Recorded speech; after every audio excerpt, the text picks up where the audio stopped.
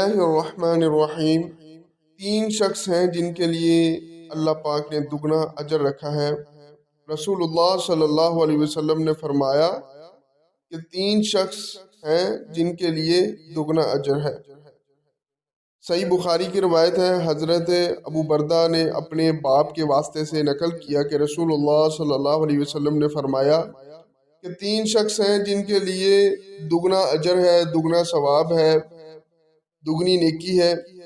پہلا انسان جو اہل کتاب ہو اور اپنے نبی محمد صلی اللہ علیہ وسلم پر ایمان لائے۔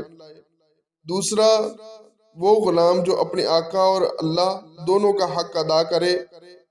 اور تیسرا انسان وہ ہے جو آدمی جس کے پاس کوئی لونڈی ہو، جس سے شب و باسی کرتا ہو اور اسے تربیت دے تو اچھی تربیت دے، تعلیم دے تو عمدہ تعلیم دے، پھر اسے آزاد کر کے اس سے نکاح کر لے تو اس کے لیے دگنا اجر ہے۔ یہ تین سٹیپ ہیں اس حدیث کے اندر۔ پہلا وہ انسان جو اہل کتاب ہے اور نبی محمد صلی اللہ علیہ وسلم پر ایمان رکھتا ہے، اس کے لیے بھی دگنا جو ہے ثواب ہے۔ دوسرا جو غلام ہے، جو ایک تو اپنے مالک کے لیے بھی کام کر رہا ہے اور اپنے رب کو بھی راضی کر رہا ہے، دونوں کا حق جو ہے ادا کر رہا ہے۔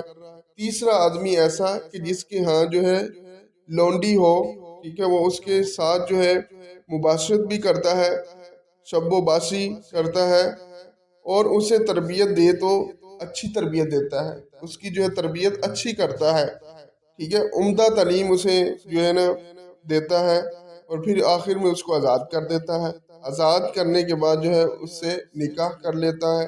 تو ایسے شخص کے لیے بھی اللہ کے نبی علیہ الصلوۃ والسلام نے فرمایا کہ دگنا اجر ہے۔ اللہ رب العزت جو ہے ہمیں جو ہے دین کو صحیح سمجھنے اور پھر اس پر عمل کرنے کی توفیق عطا فرمائے، آمین یا رب العالمین۔ جزاکم اللہ خیر، واحسن الجزاء فی الدنیا والآخرہ۔